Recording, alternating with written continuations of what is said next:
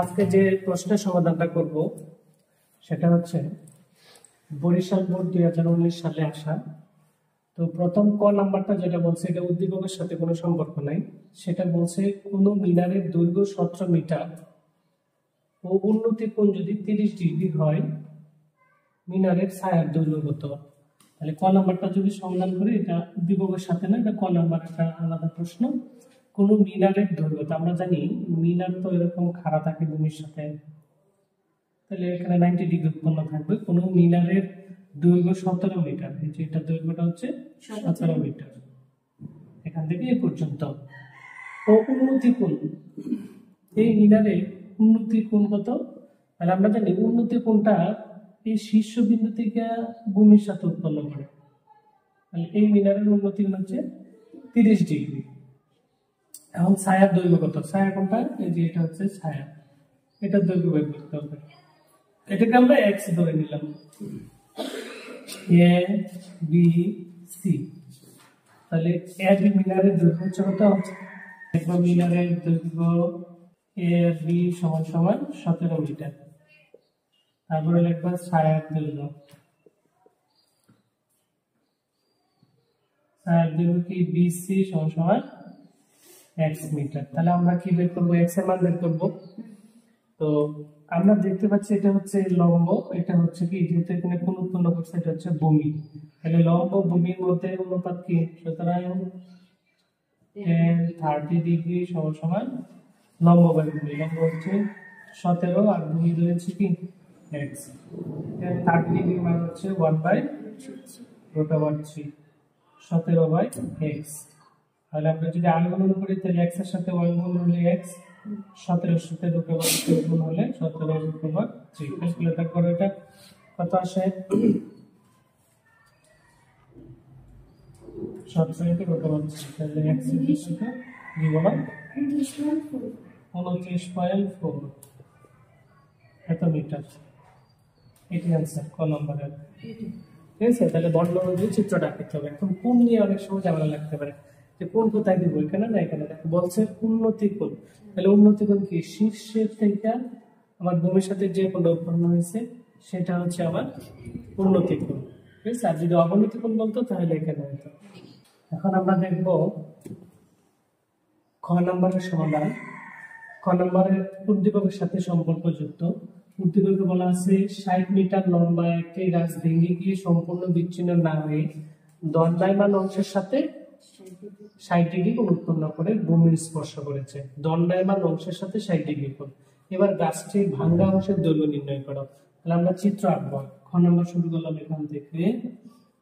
চিত্র বলছে 60 মিটার লম্বা একটি গাছ, 60 মিটার লম্বা, এটা ধরে নিলাম 60 মিটার লম্বা একটি গাছ। গাছ তো ভূমির সাথে কি খারাপ ভাবে থাকে, তাই না? তাহলে সম্পূর্ণ একটি গাছ ভেঙে গিয়ে সম্পূর্ণ বিচ্ছেদনা এখানে ভেঙে গেছে। কোথায়, এখানে ভেঙে গেছে। ভেঙে দিয়ে এটা দণ্ডায়মান আর এটা কি পড়ে গেছে, এই দণ্ডায়মান অংশের সাথে 60 ডিগ্রি উৎপন্ন করে। এখানে দণ্ডায়মান অংশ তো এটা দণ্ডায়মান মানে কি, যে অংশটা দাঁড়ানো আছে, দণ্ডায়মান অংশের সাথে 60 ডিগ্রি কোণ উৎপন্ন করে ভূমি স্পর্শ করেছে, যেখানে ভূমিতে স্পর্শ করেছে। তো এটা ধরলাম আমাদের এডি হচ্ছে গাছের দৈর্ঘ্য, অর্থাৎ এডি দৈর্ঘ্য, এডি গাছের দৈর্ঘ্য, এডি হচ্ছে দণ্ডায়মান অংশ, এডি উল্টা পাল্টা দিতেছে, এডি এটা দিলাম সি।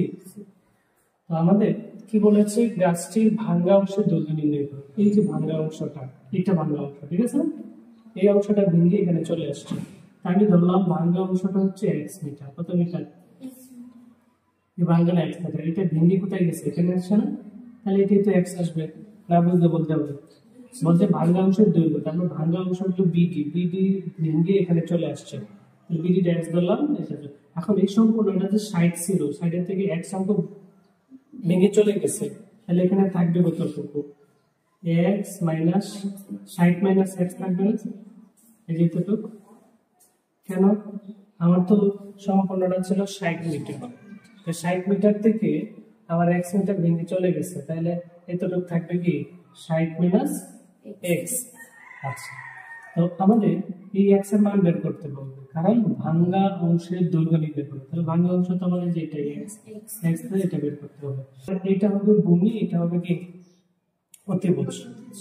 এই যার সাথে কোণ সেই অংশটা হচ্ছে ভূমি, আর এটা হবে অতিভুজ। আর যদি এখান থেকে 60 কোণ বের করে নাও, তাহলে এটা হবে ভূমি, এটা হবে অতিভুজ, এটা হবে লম্ব।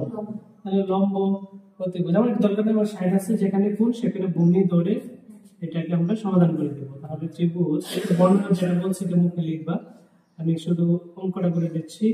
ত্রিভুজ এবিসি এর কোণ কি লিখবো? এবিসি সমান সমান কত ডিগ্রি? 60 ডিগ্রি, তাই না? কোণ 60 ডিগ্রি হচ্ছে এটা। তারপরে আছে যে আমার বিসি, বিসি সমান সমান x মিটার। এটা কি ভাঙ্গা অংশ, তাই না? ভাঙ্গা অংশ বিসি সমান এটা। তাহলে যেহেতু এটা আমার কোণ ভূমি, তাহলে সুতরাং আমরা লিখতে পারি ভূমি বাই অতিভুজ কি হবে বলো? ভূমি বাই অতিভুজ cos 60 ডিগ্রি সমান সমান ভূমি বাই অতিভুজ। ভূমি হচ্ছে কি 60 minus x divided by x। cos 60 degree মান কত? cos 60 ডিগ্রি মান হচ্ছে হাফ।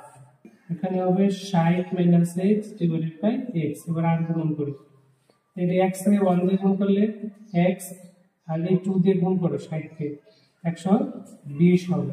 2 দিয়ে মাইনাস x কে গুণ করলে মাইনাস 2x। এবার মাইনাস 2x এর পাশে নিয়ে আসলে কয়টা x হবে বলো?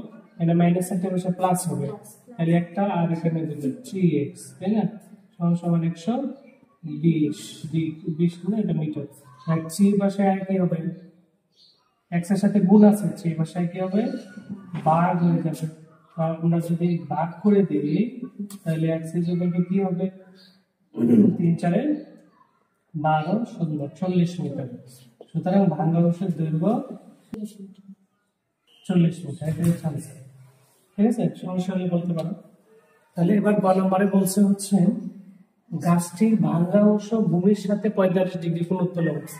ভাঙ্গা অংশ ভূমির সাথে 45 ডিগ্রি কোণ উৎপন্ন করলে দণ্ডায়মান অংশের দৈর্ঘ্য কত হবে?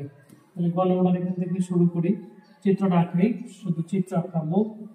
বলছে এই ভাঙ্গা অংশটা, এই যে অংশটা ভেঙে গেছে, এই ভাঙ্গা অংশটা ভূমির সাথে 45 ডিগ্রি কোণ উৎপন্ন করছে। এই যে ভূমির সাথে, যেহেতু আমার দণ্ডায়মান অংশ বের করতে বলছে, তাহলে আমি দণ্ডায়মান অংশকে x ধরে নিলাম। যদি দণ্ডায়মান অংশকে x ধরে নিই তাহলে ভাঙ্গা অংশটা কি হবে? 60 মাইনাস x হবে। এই অংশটা ভেঙে এখানে আসছে 60 মাইনাস x। এখন আমরা 45 ডিগ্রি এখানে আছে, এটা লম্ব, এটা অতিভুজ। তাহলে কি লেখা যায় বলো? লম্ব বাই অতিভুজ sin 45 ডিগ্রি সমান সমান লম্ব বাই অতিভুজ। লম্ব কত?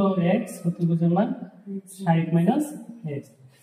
sin 45 এর মান হচ্ছে 1/√2। মানগুলো বুঝতে আছে না?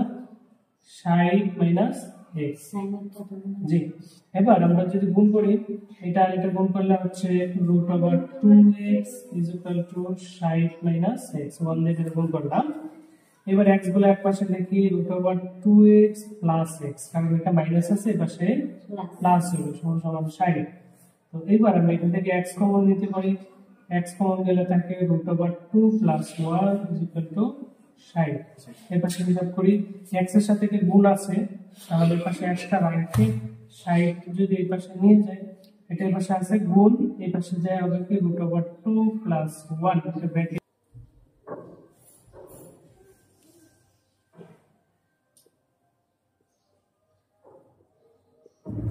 তো আমরা যদি এই 60 কে √2 প্লাস 1 দ্বারা ভাগ করি তাহলে 24.58 মিটার প্রায় আসে। এটা হচ্ছে आंसर।